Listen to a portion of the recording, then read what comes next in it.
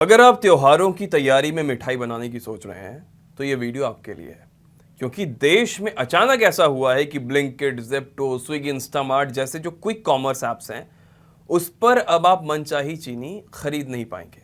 सिर्फ ऑनलाइन ही नहीं, D mart, big basket और जो रिलायंस रिटेल जैसे बड़े सुपरमार्ट्स हैं उनका भी यही हाल है। सवाल है कि आखिर अचानक चीनी को लेकर ये हड़कंप क्यों मचा है, कीमतें इतनी तेजी से क्यों बढ़ रही हैं, सरकार ने इसे रोकने के लिए क्या कदम उठाए हैं। आज की इस वीडियो में हम आपको पूरी बात विस्तार से बताएंगे। बारंबार प्रणाम, मेरा नाम सूरज कुमार। बात शुरू होती है क्विक कॉमर्स प्लेटफॉर्म से। ब्लिंकिट, ज़ेप्टो और स्विगी, इंस्टामार्ट ये वो ऐप्स हैं जिनसे आप 10 से 15 मिनट में सामान मंगवाते हैं। अब इन ऐप्स पर एक नया नियम लागू हो गया है कि ग्राहक एक बार के ऑर्डर में सिर्फ 2 से 5 किलो तक की चीनी खरीद पाएंगे, और ये लिमिट हर जगह एक जैसी भी नहीं है। जैसे दिल्ली एनसीआर में ब्लिंकिट पर कुछ ब्रांड्स की चीनी के लिए एक ट्रांजैक्शन में ज्यादा से ज्यादा 5 किलो तक की सीमा तय की गई है। वहीं पुणे में ग्राहक सिर्फ 1-1 किलो के 3 पैकेट ही खरीद पाएंगे। बिग बास्केट ने भी कुछ ब्रांड्स के लिए 1 किलो के अधिकतम 5 पैकेट तक की सीमा लगाई है। यानी शहर दर शहर, प्रोडक्ट दर प्रोडक्ट ये लिमिट अलग अलग है। दिलचस्प बात यह है कि इन कंपनियों ने अभी तक इस बारे में कोई आधिकारिक बयान नहीं दिया है। ग्राहकों को ऐप पर ऑर्डर करते वक्त ही पता चल रहा है कि तय मात्रा से ज्यादा चीनी उनकी कार्ट में नहीं जुड़ रही, और ये सिर्फ ऑनलाइन प्लेटफॉर्म्स तक सीमित नहीं है। ऑफलाइन बाजार में भी यही तस्वीर है। डी मार्ट, रिलायंस रिटेल जैसे जो बड़े सुपरमार्ट चेन हैं, इन्होंने प्रति ग्राहक से 2 से 3 किलो चीनी खरीदने तक की तय सीमा कर दी है। बड़े ब्रांड से जुड़े एक सीनियर एग्जीक्यूटिव के मुताबिक रिटेलर्स ये कदम इसलिए उठा रहे हैं ताकि कोई एक ग्राहक जमाखोरी ना कर सके और हर ग्राहक तक चीनी का स्टॉक पहुंच सके। अब बात करते हैं असली मुद्दे की कि कीमतें आखिर बढ़ी कितनी है इतनी ज्यादा। तो उपभोक्ता मामले विभाग के मूल्य निगरानी प्रभाग के आंकड़े देखेंगे तो 25-26 अगस्त को देश में चीनी की औसत खुदरा कीमत करीब 64 से 65 रुपए प्रति किलो तक पहुंच गई थी। अब जरा एक महीने पहले की तस्वीर देखिए। 26 जुलाई को यही चीनी सिर्फ 48 रुपए प्रति किलो थी। यानी सिर्फ 30 दिन के भीतर चीनी 31 से 35% तक महंगी हो चुकी है। अब सोचिए, महीने भर पहले जो चीनी 48 रुपए किलो मिल रही थी वो अब 65 रुपए तक पहुंच गई। यानी हर किलो पर करीब 17 रुपए का सीधा इजाफा हुआ है। और ये सिर्फ खुदरा बाजार की बात है। थोक बाजार में हालत और भी ज्यादा तेज है। थोक में चीनी के दाम 45 रुपए किलो से बढ़कर 60 रुपए किलो से ज्यादा तक पहुंच गए हैं। पीआईबी के आंकड़े के मुताबिक 20 जुलाई से 20 अगस्त के बीच ही चीनी के दाम करीब 16% तक बढ़ गए थे, और अगस्त के आखिरी हफ्ते तक ये रफ्तार और ज्यादा तेज हो गई। यानी जो बढ़ोतरी अगस्त की शुरुआत में धीमी नजर आ रही थी वो महीने के आखिरी में एकदम तेज हो गई। और यही वजह है कि कोई कॉमर्स कंपनी और जो रिटेलर्स है वो घबरा कर लिमिट लगाने को मजबूर हो गए। अब सवाल उठता है कि आखिर अचानक ये हालात क्यों बने। अब इसकी 3 बड़ी वजह है। पहली वजह है उत्पादन में गिरावट का अनुमान। ISMA यानी Indian sugar and bio energy manufacturers association ने 2025-26 के मार्केटिंग ईयर के लिए अनुमान जताया है कि एथनॉल ब्लेंडिंग के बाद देश का जो कुल चीनी उत्पादन है वो करीब 279 लाख टन ही रहेगा। अब यहां एक बात समझनी जरूरी है कि भारत में अब गन्ने का एक बड़ा हिस्सा सीधे एथनॉल बनाने में इस्तेमाल हो रहा है। अब क्योंकि सरकार पेट्रोल में एथनॉल मिलाने को बढ़ावा दे रही है तो इसका फायदा पर्यावरण को हो रहा है, लेकिन इसका सीधा असर यह पड़ता है कि चीनी बनाने के लिए गन्ना कम बचता है और जिससे उत्पादन घट जाता है। दूसरी वजह है घरेलू मांग का ज्यादा हो जाना। अब भारत में हर साल जो घरेलू स्तर पर करीब 280 लाख टन चीनी की खपत होती है। अब इस सीजन की शुरुआत में देश के पास करीब 50 लाख टन का ओपनिंग स्टॉक था, लेकिन जब नया उत्पादन कम होने की आशंका बनी तो सप्लाई पर दबाव अपने आप बढ़ गया। यानी मांग तो वही है, लेकिन आपूर्ति की जो रफ्तार है वो धीमी पड़ने का डर बना हुआ है। तीसरी वजह है क्लोजिंग स्टॉक का बेहद कम रह जाना।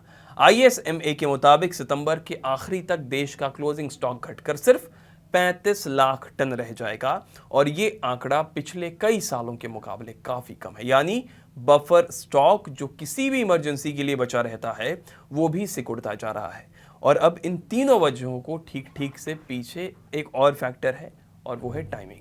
ये पूरा संकट ठीक उसी समय सामने आया है जब देश में त्योहारों का सीजन शुरू होने वाला है। गणेश चतुर्थी आने वाला है, नवरात्रि, दिवाली, छठ, इतने बड़े बड़े त्योहार आने वाले हैं, और इन त्योहारों के दौरान मिठाइयों और चीनी से बनने वाले जो पकवान हैं उसकी मांग में कई गुना ज़्यादा बढ़ोतरी हो जाती है।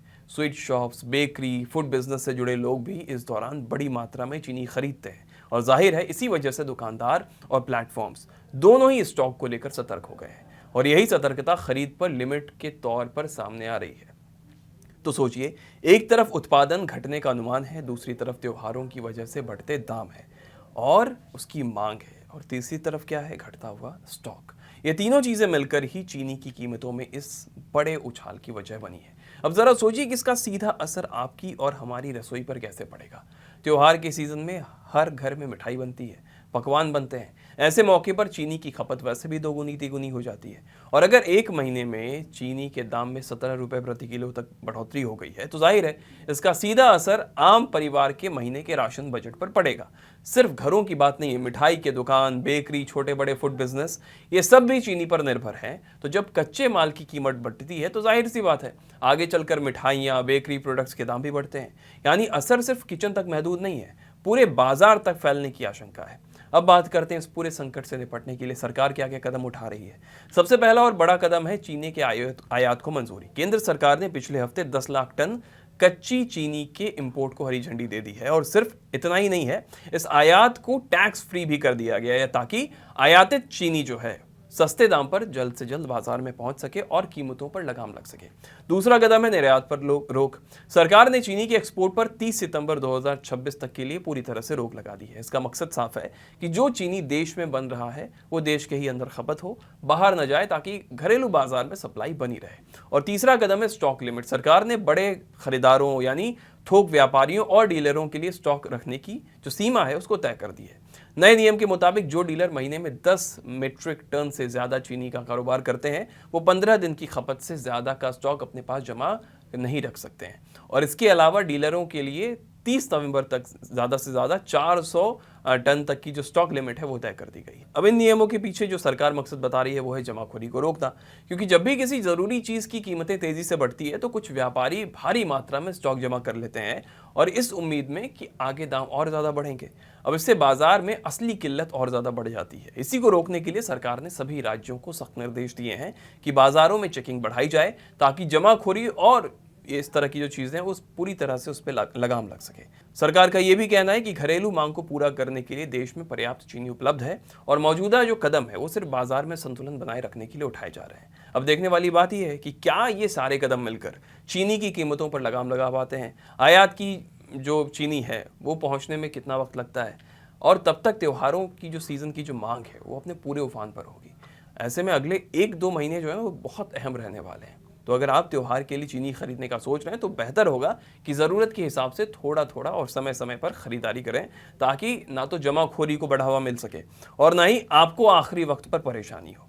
ये थी पूरी कहानी चीनी की संकट पर, कि कैसे एक महीने में कीमतें 30% से ज़्यादा बढ़ गई, कैसे ब्लिंकिट, ज़ेप्टो, स्विगी, इंस्टामार्ट से लेकर डी मार्ट तक हर जगह खरीद पर लिमिट लग गई है, और कैसे सरकार आयात बढ़ाकर, निर्यात रोककर और स्टॉक लिमिट लगाकर इस संकट को काबू पाने की कोशिश कर रही है। तो अगर वीडियो अच्छा लगा हो तो लाइक ज़रूर कीजिएगा, कमेंट कीजिएगा, चैनल को सब्सक्राइब कीजिएगा, इस वीडियो को शेयर कीजिएगा ताकि हमारा हौसला बना रहे। हम इसी तरह बाकी वीडियोस पे अपनी बात रखते रहेंगे, आप तक पहुंचाते रहेंगे। देखते रहिएगा न्यूज़ पिंच। कैमरे के पीछे सत्यम है, मेरा नाम सूरज है। शुक्रिया।